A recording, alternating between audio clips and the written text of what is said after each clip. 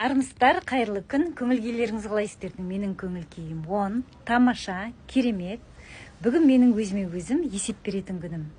Бүгін 6 қараша, осыдан бір жыл бұрын, 2021 жылы 6 қараша күні мен Алматы қаласына оқуға бардым. Сол кезде мен стресс-депрессияға түсіп кеткен, өмірді түсінбеген, өте сондай бір тығырыққа түскен кезім болды. Қазір есіме түссем, өзіме өзім таң қаламын. Қалай мен сондай кезде, сондай күйде жүргеніме.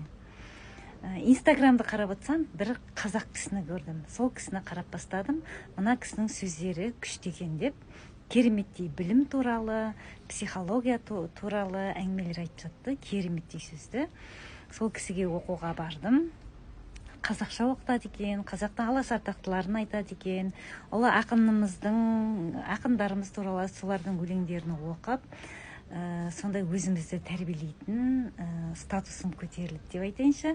Сол кезде өзінің миллиондаған сұрақтарым болған, соған жауап ала алмай жүрген. Қазір сол сұрақтардың бәріне жауап алып, өзім басқа адамдарға үйрететіндей деңгейге жеттім. Мен білім алуға барған кезде Алматыға армейский тәртіпке түстім. Таңертең 5-те тұрамыз, оязық жібереміз, күнде 5 километр жүгіреміз. Таудан ағып атқан салқын суға, қыстың кезінде суға түсеміз, қарға жалаң аяқ жүреміз. Одан кейін сабаққа барамыз, таңертең кешке дейін сабақ болады, күндегісін күнде, және есеп беріп отырамыз. Эссе жазамыз әр сабақтан.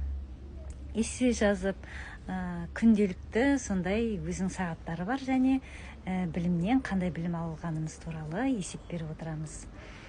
Даже тамақ ішпейтін күндеріміз де болды. Тамақ ішуге де уақыт жоқ. Білімді алып отырып, ұйықтап қалатын күндеріміз де болды. Бірақ сондай кереметтей білім алып келдік.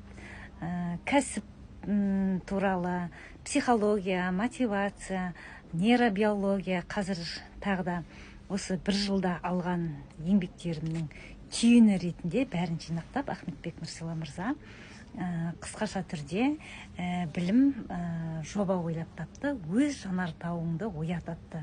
Біздің ішімізде өзіміздің алапат күш бар екен.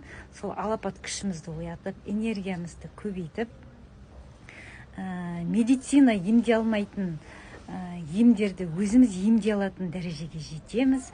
Миды тексеріп, миға өзіміз операция жасайтындай, сондай деңгейге жетеміз. Қазір гипнотерапияны оқып жатыр. Ұстазымыз бізге беретініне сөзсіз. Енді қуаныштымын, осындай есеп беріп отырмын. Өзім біліп қана